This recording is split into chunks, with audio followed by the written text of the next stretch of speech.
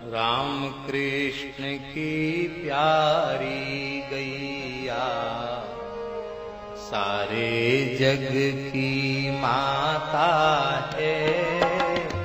राम कृष्ण की प्यारी गैया सारे जग। एक बार श्री स्वामी अग्रदेवाचार्य जी महाराज जमात लेकर एक गांव में पहुंचे।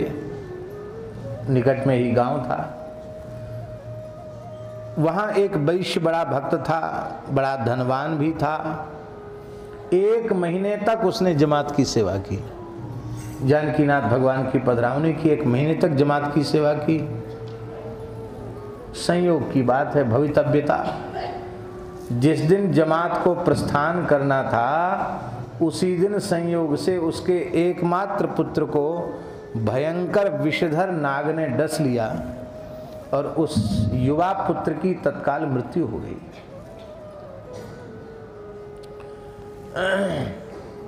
संसारी लोग तो मौके की तलाश में ही रहते हैं। बोल कर लो संत सेवा, देख लो क्या होगा, देख लो संत सेवा का परिणाम। अरे इन निठल्ले बाबा जियों को खिलाने से क्या मिलेगा? देख लो उसका परिणाम। धन्य है।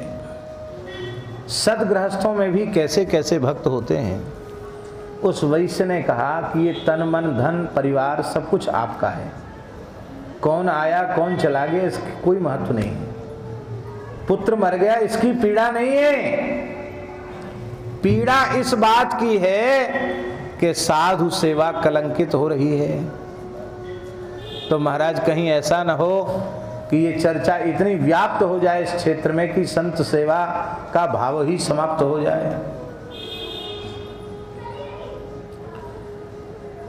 तब आपने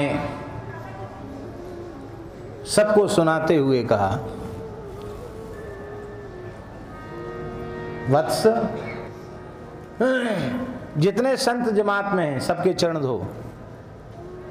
सबके चरण धुलवाए और चरणों का प्रक्षालन करके जैसे ही वह संत चरणामृत उस मृत बालक के मुख में डाला, बालक ऐसे उठ के बैठ गया जैसे सोया हुआ व्यक्ति उठ के बैठ जाता है। बालक जीवित हो गया।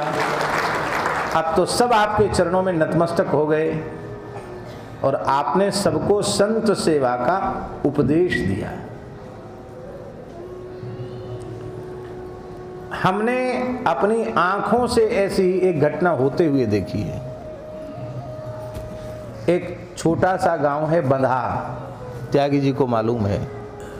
बंधा में एक बड़े नामनिष्ठ भक्त थे, सदगृहस्थ, श्री नारायण दास माते।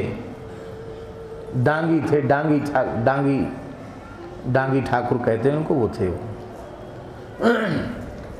खूब नाम जप करते थे और बड़ी छावनी के शिष्य थे। वो परम पूज्य श्री महंत कौशल किशोर दास जी के शिष्य थे, बड़े अच्छे थे। महाराज जी के प्रति उनकी बड़ी निष्ठा थी। तो दास भी महाराज जी के साथ ही था। उनका एक पौत्र, उसकी मृत्यु हो गई। कॉलरा बिगड़ा है जा, और उसी में बालक ने आंख उलट दी, ठंडा पड़ गया और स्थानीय अच्छे डॉक्टर ने उस बालक को मृत घोषित कर दिया। लेकिन अब ये कैसे कहे? बोले अब हमारे विचार से तो इसमें कुछ बचा नहीं। अब आपको अपने संतोष के लिए चाहे टीकमगढ़ ले जाओ और चाहे झांसी ले जाओ, चाहे भोपाल ले जाओ, हमारे विचार से तो इसमें अब कुछ रहा नहीं। इतना सुनते ही घर में तो महिलाओं ने, तो माताओं ने जोर जोर से रोना शुरू किया। महाराज जी बोले क्या हो गया इनके घर में? तब तक नारायण दास जी आए माते। बोले महाराज ऐसे ऐसे घटना हो गई। महाराज जी कुछ नहीं बोले। और नारायण दास माते आए।